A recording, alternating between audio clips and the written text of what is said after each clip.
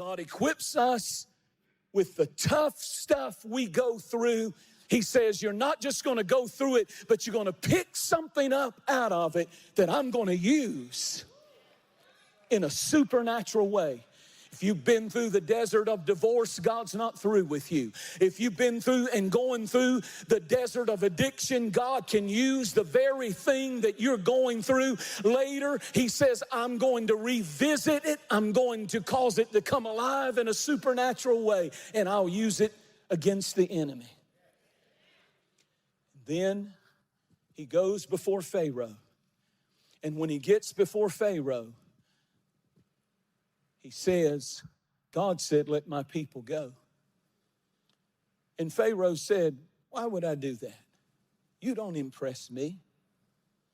And Moses felt like, well, he doesn't know what I got in this stick. And he took that stick, and I think he kind of did it with an attitude. He threw it down and probably threw his robe back like that and stood and said, watch this. You've never seen anything like this. And sure enough, the stick turned into a serpent. And Pharaoh yawned. And he said, bring my magicians in. There's a difference between miracles and magicians and magic. Magic is trickery. The Bible said they began to burn incense. They created smoke. It's smoke and mirrors. This was not. They couldn't make real sticks. They had sticks and they threw them down. But we don't know. They probably were encased in something, and when they hit the ground, the snakes broke loose. And all the magicians of Pharaoh, they threw the sticks down, and there was a bunch of snakes down on the ground, but then something powerful happened. The Bible said that Moses, the snake that God put in that stick, goes over and starts eating up the other sticks, swallowed all the false sticks. Oh, come on, somebody. And it started with one stick, and it ended with one stick. And this thing started with one Lord, and it's going to end with one Lord. He's King of Kings. He's Lord of Lords. And his name is above every name. And he'll swallow up all of his enemies. His name is Jesus. Give him a mighty praise if you believe it.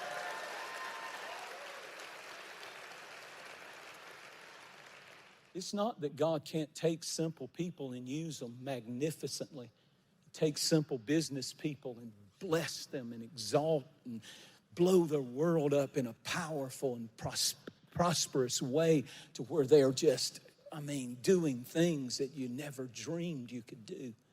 That's not the biggest supernatural thing of the story. It's the fact that when Moses picked the snake up, it went back to being a stick.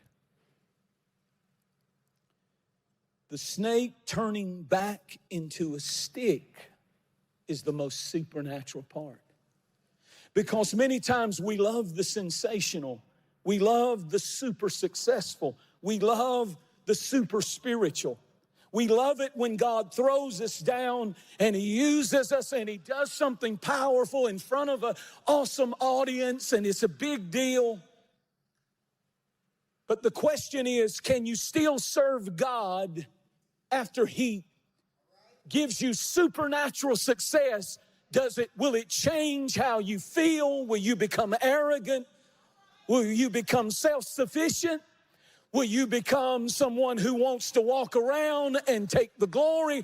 Or can you go right back to being a stick? Sometimes I get afraid just a little bit when I see the Lord blessing our ministry, because it's so easy to forget that we started with nothing and we are nothing without him. We will be able to help no one without him. We're not here to be sensational. If God uses us in a sensational way, make sure we give God the glory. Make sure we walk simply sometimes the most supernatural thing you can do after God's used you in a supernatural way is just to be natural again.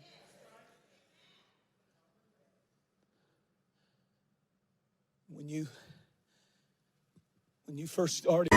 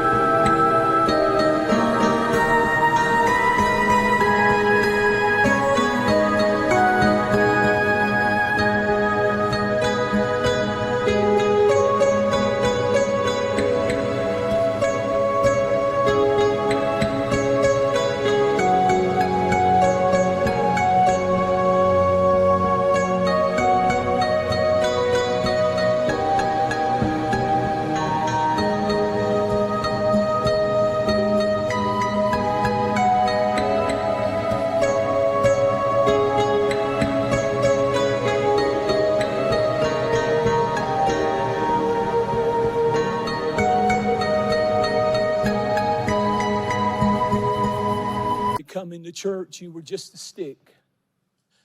Oh, how you needed him. You walked down that aisle and you got married as a little couple that didn't have much but love. You were living on love. Oh, how you needed him. But somehow you think you don't need him now. Can you go back to a simple, ordinary stick? But I can't find anywhere after that occasion that God ever turned that stick back into a serpent. God never used the serpent again. But when there was a division in the camp of the Israelites, and Moses wanted to decide which of the 12 tribes the high priest would come from, he told each of the leaders of the 12 tribes to bring a stick from an almond tree. Cut the limb off of an almond tree and bring the stick and lay it in the presence of the Ark of the Covenant.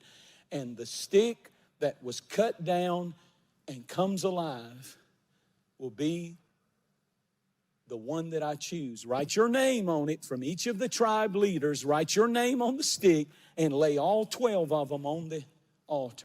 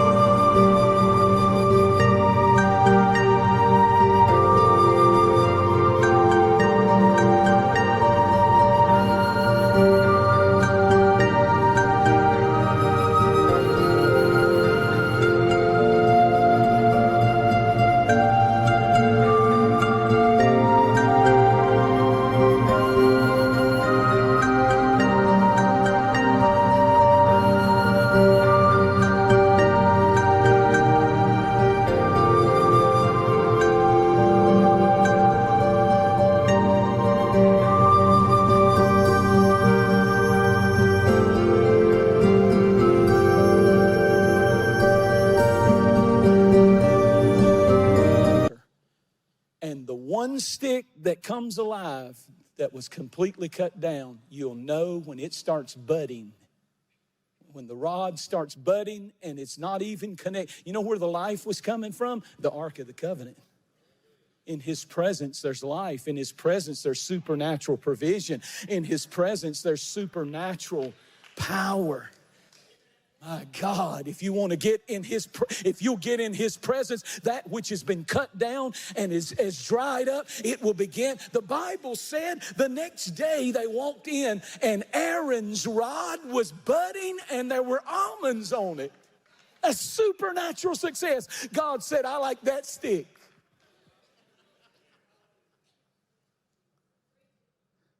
Maybe your stick is dried up because